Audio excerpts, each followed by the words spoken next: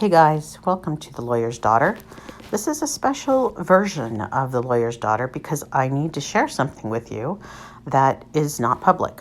And so I can't share it with you until later, until it can be public. And so what you're going to get in this podcast is basically my reaction to what the news that's breaking that we cannot share. By the time you hear this, you'll already know the news, so it will not be a surprise to you. But I figured I'd like to, for both myself and for you, have a record of what's going on and how it feels to have this going on. So that's what we're going to do. On May 31st was a Sunday night, and as you know, in many cities, there's a lot of protesting going on, and then unfortunately, after the protests, there's been looting. In Sacramento, things have been crazy. We live near Midtown, right against Broadway, which, if you know the town, Broadway is kind of a main drag, a kind of cutoff point between Midtown and Land Park area. But it gets a lot of traffic, a lot of activity. And on May 31st, that Sunday night, I was on pins and needles. We'd had helicopters in the air all day, which tracking people and unfortunately tracking the protesters. I don't even know why they needed tracking. Maybe, hopefully, I'm going to accept that they were tracking them for their safety. But then, of course, in the evening, things have gotten crazy. And on Sunday night at about 1 o'clock in the morning, I'm just like my grandmother. I've just relinquished myself to what is true is I am a worrywart. Did not know that was one of my features, but it absolutely is. I am a worrywart. I actually didn't worry that much when Katie was a teenager, but now I've become an old lady worrywart. So I was on pins and needles hearing the helicopters, and they seemed like they were getting closer. And then around 1 a.m., so I wasn't falling asleep very well. Around 1 a.m., I heard what many in cities will know is kind of a neighborhood police siren, which is kind of a whoop whoop instead of a regular blaring siren, because they're trying to let the neighborhood know they're in the neighborhood, but they don't want to wake everybody up, or I guess they don't want to, be a menace. But I heard the whoop whoop, and they were coming this way. And our street is not a thoroughfare or anything. It's a pretty quiet little street, but it is, again, a block off of Broadway. All of a sudden, my cats flew out of the window areas. They just flew out of the room. My bedroom's in the front of the house. And then I hear a crowd running down my street. I mean, running. And then the police cars followed. Well, I jumped out of my chair because, I'm Mrs. Kravitz. I learned from a fellow podcaster. They're also called curtain twitchers, but I'd been keeping my curtains open to help me wake up in the morning because I'm so bad at waking up. And I thought, natural light. So I had my curtains open, and I run up to the window, and I look, and the police cars are stopped about 2 houses down. And I think, okay, I guess they caught their people. They caught whoever they were chasing. The police cars did. But then, no, they kept going. And so I came back and sat down on my chair, my adrenaline pumping, as you could imagine. And all of a sudden, I hear talking right outside my side window. So I face the front with a side window, and I can hear 2 people talking, and I'm like, damn, 2 of the people hid under my window. And I don't even think they knew that my window was there, because the way this house is, it's lifted up. There's a basement, and so it's up. It's a raised floor house that's up probably 6 feet off the ground, which in Santa Cruz would be good in case we ever have a tsunami. But up here, whatever, we have a basement, so we're up. So I don't even think they knew they were under a window, honestly, because they were running. But they were, the only thing I could hear in their conversation was go, go, go. Like, when should we go? I assumed it means like, when should we go, or should we go, or where do we go, or whatever. So I went in the back of the house and made sure I turned on the back light in the yard, because I just didn't want them to decide to jump my fence and hang out back there. Because I'm Mrs. Kravitz. That's right. So that's all to say that it ended fine. They left. I came back to the front of the house. I saw them walking down the street, going a completely lame way to get out of here. They will not, I don't know, they went the wrong way to get out of here, but they did leave. And I suspect they probably were as afraid as anybody, because they were on the run and being chased. But my point is that Sunday night, I did not get a lot of sleep. In fact, I think I finally calmed down around 3. Again, old lady worrying. And so I think I calmed down around 3. Did not have a lot of sleep. Woke up Monday and woke up to this email. So I also did not see this email right away. I don't know why. Oh, it came through at 10:22, and I had checked email, I think, around 10. And then I do my typical, check social media. I read headlines. I read Twitter. I read news stories to see what the news is. And I wanted to assess the damage in Sacramento and that sort of thing. And all of a sudden, I got a text from my brother, Gary, who said, what's this email from Cheryl Temple and are you going to be on the call? And I'm like, wait, what are you talking about? So I jumped into the email and here's what it says. Good morning. I'm writing to advise you that there has been a development in the case of People versus Joseph DeAngelo. I would like to contact you by phone this morning to discuss this development. Will you be available at 11 a.m.? If so, please respond with the telephone number where I can reach you. Importantly, we ask that this communication be kept confidential, as the information we would like to share with you is only for our survivors, victims, and their immediate families. I look forward to speaking with you today. Thank you, Cheryl. And that's Cheryl Temple, my amazing prosecutor. I love her, will always love her. So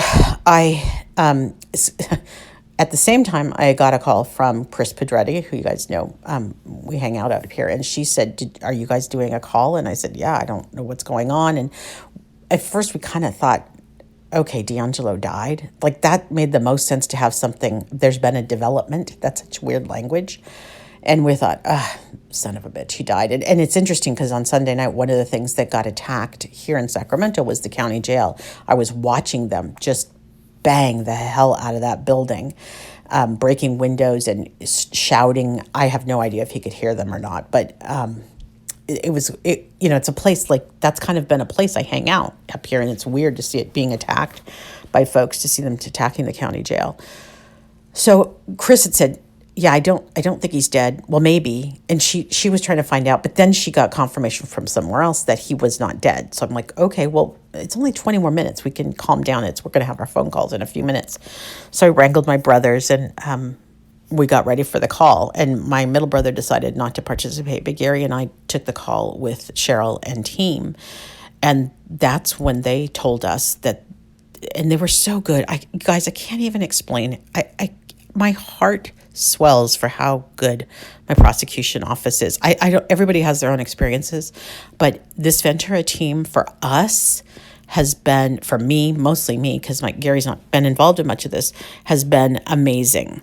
The DA investigators, the district attorney himself, the elected official, and then of course Cheryl, the paid staff who's been working up the prosecution. They've just been amazing. So they did this call with us, and they explained where we were, with all the circumstances that are going on. And God knows, every day we seem to have more circumstances. But in light of everything going on, in light of his age, in light of the age of the witnesses and age of the case, their ability to flex on 26 charges versus potentially getting him to cop to all the charges, all the variables, and I'll go through this in just a second, what I know right now. And this, again, by the time you're hearing this, much more will have been out. But what I know right now, today, on a Wednesday, 2 days have passed, because I've needed a lot of time to think about this whole thing, and I'll talk to you about that in a minute. But what essentially, I think what happened is, I believe, and I think probably this is for the best, although I'm not quite there yet. But what I believe happened is that, balancing, if it's funny, justice is not about justice. Like, justice is this weird thing. It's not black or white. It's super gray, and apparently it comes in all the flavors, because when you have to weigh out what else is included in the recipe for justice, there's a lot of variables. There's the cost. So this is a man who has taken and taken and taken from the public coffers in terms of how much law enforcement's been used to chase him, how much investigative time, how many human beings have been dedicated to following this god-awful man from Visalia to Sacramento, down the coast, down to Southern California, how many hours, just incredible man hours. This isn't even including all the crowdsourcing and all the interest from folks like you guys listening to this right now, who've cared and had passion about these crimes. You guys have cared about this stuff. So you have this economic impact, and we were looking at a 21 million plus price tag. I don't even want to think. I'm sure we've already burned through a couple million already just to get to this point. So there's this very pragmatic dollars and cents argument that I'm sure the district attorneys have to weigh, because it's budgets and all of that. Then there is the how to hold him accountable aspect, which is, of course, where we victims and survivors, whatever you want to call us, probably focus on the most. And for me, a big one was making sure that as much as possible. We know we had 26 counts that were chargeable, but of course there's so many more. I think it's up to 80 counts. If I understood, if you looked at it in terms of counts, in terms of crimes, I think there are 80. I believe that's the number that I was told on Monday. 80, guys. And that is not, by the way, that is not Visalia. I specifically asked about Visalia. That is not Visalia. So he's looking at 80 counts all in. That's everyone he hurt, everyone except the Visalia ransackings. Now, on Monday, I asked about the Maggioris. They will be included in this. And I asked about Mr. Snelling. He will be included in this. Those are, to me, incredible victories because there were not ballistics that could tie them to DeAngelo. So if he's going to own those murders, that's huge. That's just huge. And then, of course, we have all the rapes, including people that we're starting to learn, a few more people that are going to probably connect up with us that haven't really come out of the woodwork before. And it just reinforced, talking with Chris today, it just reinforces the damage that these people do. One young girl, I guess, this is a crime that we all don't know about, but I guess she had to untie her parents and had been and spent her whole life being hyper vigilant as a result, because she saw what had happened and she was there to protect her parents. And that's, how that goes in when you feel responsible for someone. Anybody who's ever had to listen for the baby to cry in the middle of the night knows what that hypervigilance feels like. You don't ever sleep the same after you're a parent. You just don't. So anyway, we're learning about a couple new victims. And so what will happen, what they described, is that we'll go into the hearing at the end of June. About the time when I'll release this podcast, we'll be going to the hearing.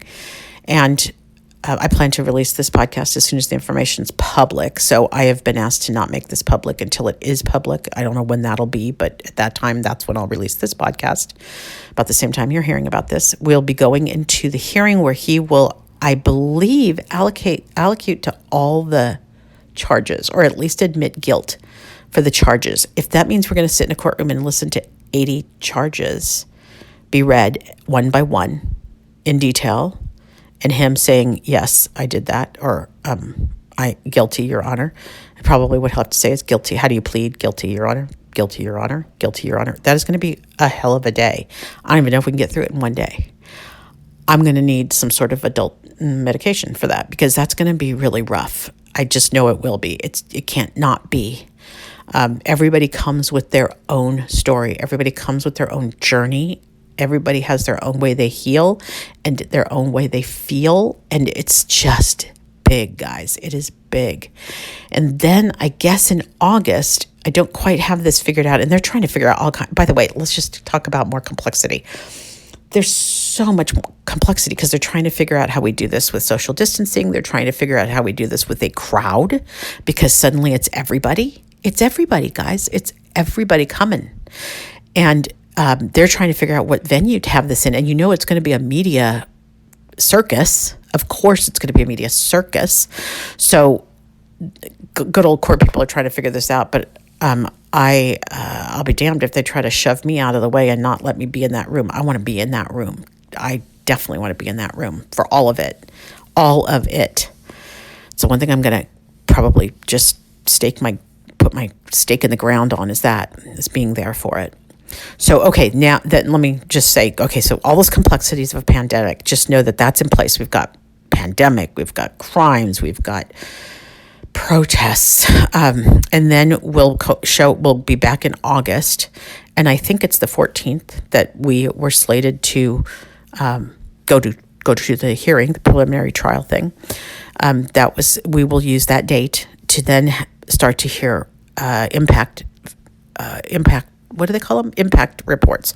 Essentially, every person who wants to have a witness impact report, it's not witness though, they're victim. I'm sorry, victim. There we go. Victim impact reports. Those will happen then in August. And that again could take days. It really could. I don't know what the limitations are going to be. I know as hard and as god awful as it's going to be, again, I really want to be there for that. It just feels like That's something I need to be there for and to support every person that's going to be there making their impact report. And I want to be there to support them. So that's in August. So we go through a kind of quiet month in July, except we do also have the HBO thing coming out.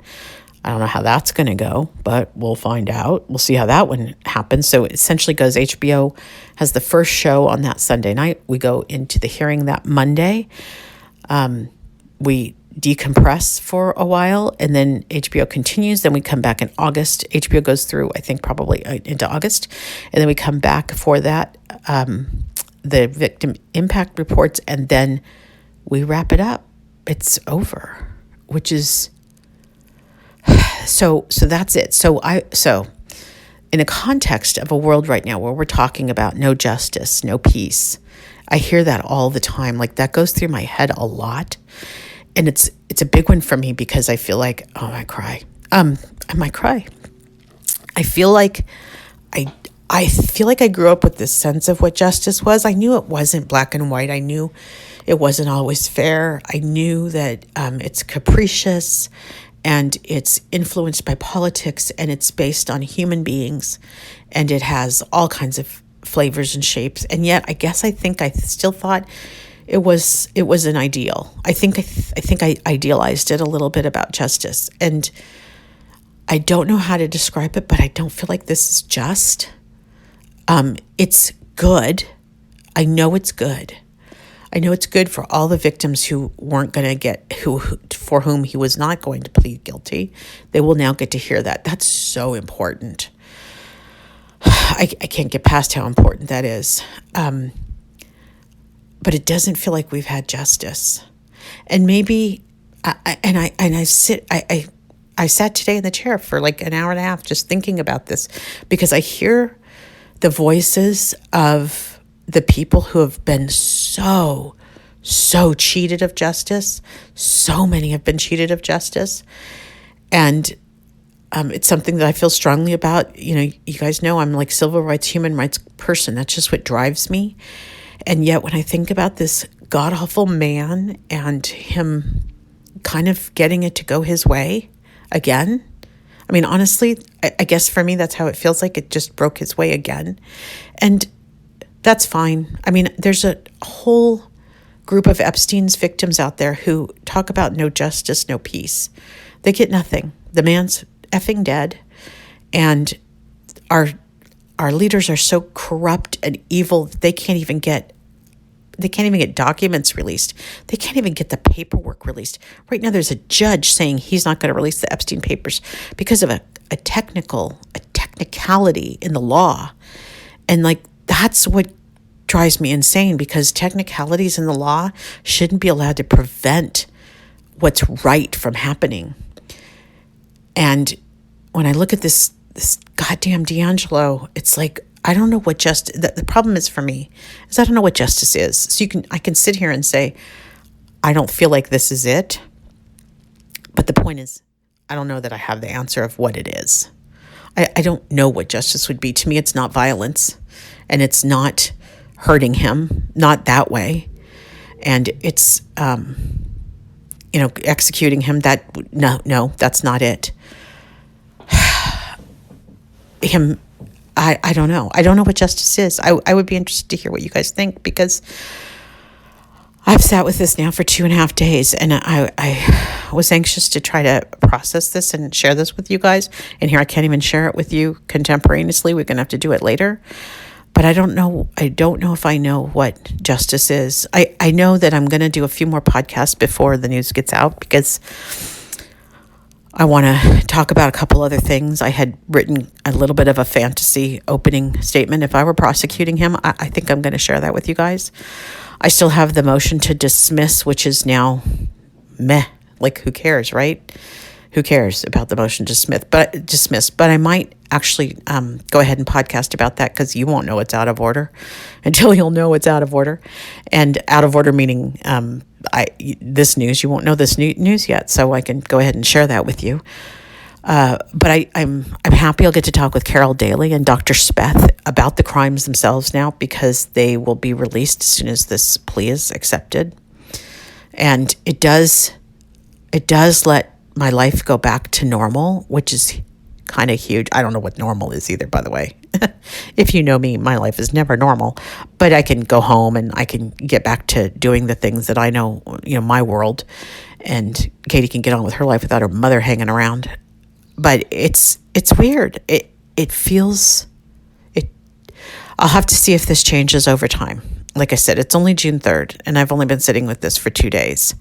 But I am pissed that it's going his way, and I'm unhappy that he doesn't have to sit in a courtroom and face anybody other than those witness statements, which he's fully capable of spacing out for 2 days. Big deal for him. Big deal. And he's not going to get put in general population. And if you haven't heard that podcast I did about how they'll decide where he goes to prison, go back and listen to it. It's labeled. But, he got to live a life. I guess that's just it. He got to live his life. A really shitty, horrible, evil, unforgiving, relentless life of hurting people. That was what his whole life was dedicated to. His whole life, you guys, that's what he made his life about. That's hard for me. And he doesn't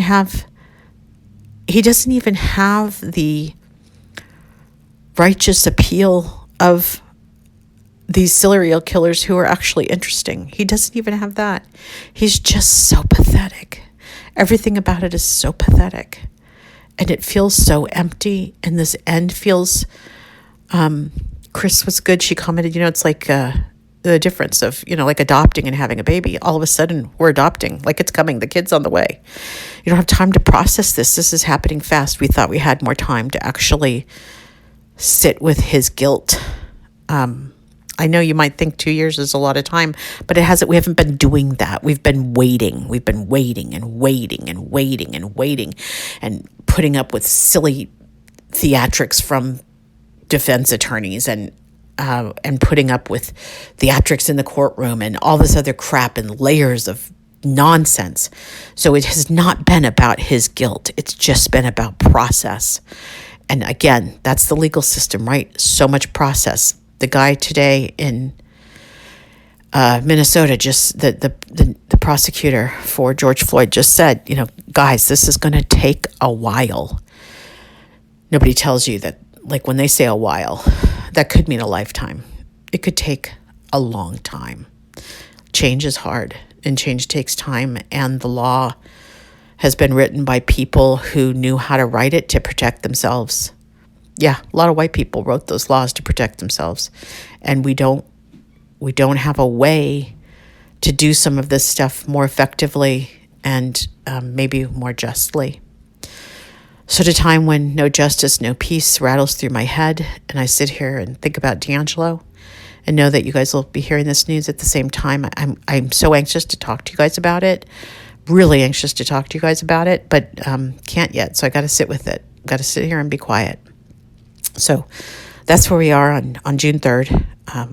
And I look forward to this being public, and there will be more to come. Good night, everybody.